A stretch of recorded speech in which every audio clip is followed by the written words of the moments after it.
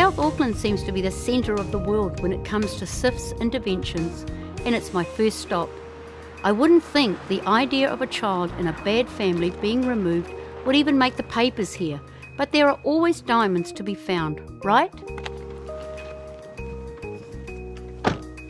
I'm meeting a woman today who took on 2 difficult young boys as their caregiver. They were her grandnephews. They had behavioural problems, but she was willing to actually work through that. SIFs offered to support her, but it all went wrong. Let's find out why. Kia ora. Kia ora. Kia ora. Lovely to meet you. Lovely to meet you. Come and sit down. Thank you. Bella, how did you end up with these 2 boys in your care? I wanted to give them a chance in life because I had the mother and they've been through the system for so long and I didn't want them to go through it anymore. I thought the last place was with me. I had read about the behavioural problems that they did have. I'll just read you what they wrote. I am aware that there are some behavioural issues that they may bring into the home. Also, what knowledge and skills does she have to manage these behaviours, or what supports will be required to assist her to manage these behaviours? It's imperative that we ensure all appropriate supports are in place to ensure there is no placement breakdown. What did they offer to give you an assistance with that? They gave me a journal first and told me that, you know, if I took the journal, I was to journal everything that they do, so I did that.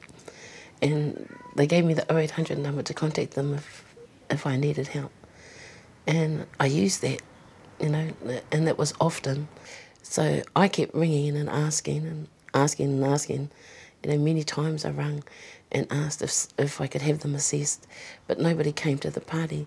And it was 2 years on then, and I kept ringing up for the boys to be assessed so we could do something about it then. Did SIFs respond to that at all? They just asked me questions, and then not long after that they decided that they'll get somebody to write to me, and I didn't get a letter from them for another 6 to 8 months, I think. What were the circumstances leading up to the smack? The 5-year-old wanted me to peel his orange, so I sent him to the drawer to get the peeler. But the little one ran the opposite way because he wanted to beat his brother to the drawer. And he came back with the butcher knife. Well, his brother, on his way back, his brother went to grab the butcher knife out of his hand. And the little one got angry, so he punched the big one in the stomach. The 5-year-old had the knife in his hand, came straight down on his head and slit at the top of his head. And without even thinking, I grabbed the wooden spoon and smacked him twice on the head. And so it wasn't the first time that you had smacked them, No. but SIF was aware. Well, I wrote everything. I wrote, if SIFs weren't aware of it, and I know that the social worker was, and I told her, I would tell her each time that she came. Who reported the smack? The 5-year-old. They finally wanted to assess me. And then, I think it was the next day, I'm not too sure what day it was. But SIFs arrived on the door, but I wasn't home, I was doing shopping. Me and the boys were doing shopping. And then my niece rang me, she says, oh, SIFs have come to uplift the kids. And I panicked. What any grandmother would do, I suppose. Hey. Yeah, so I panicked. I kept asking her questions, why are you doing this? You know, they've never been so happy in their lives. And my children loved them, and, you know, they're part of our family.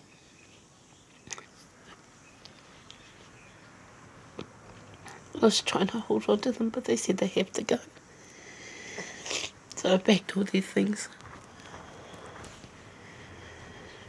They didn't come back and get the rest of the stuff. They just took the boys and their clothes. And I said, smacking them on the hand, it's, you know, it's not really an offence. Belting them, yes. And I says, I've never belted them. So this is from the same people that you'd been crying out for help for 2 years? Yes. The very same. So the police became involved. What was the result from that? I just got a warning. I'll read from the police letter.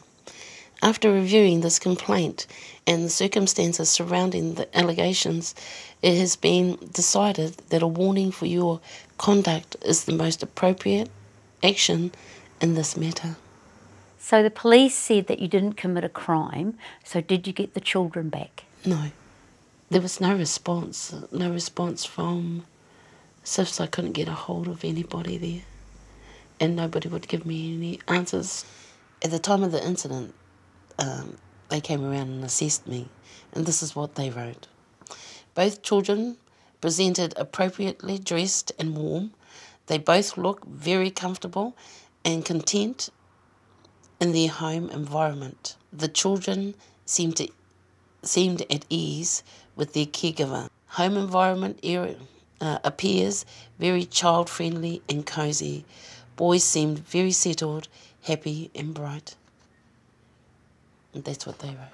This is the assessment of someone that they think should have their children removed. Yes. It's like a slap in the face.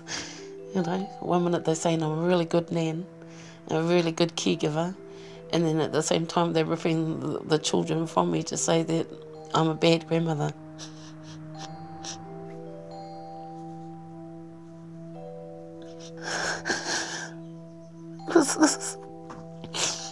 Nobody should be a grandmother. They gotta learn to stop taking away from families that love their children.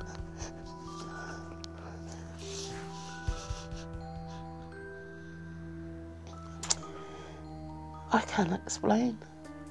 I think they're the silliest people on earth, actually, to write something as, you know, like that, to show that I'm really good, and then write something totally different later on, that the children have been removed, you know, because of one smack on the head.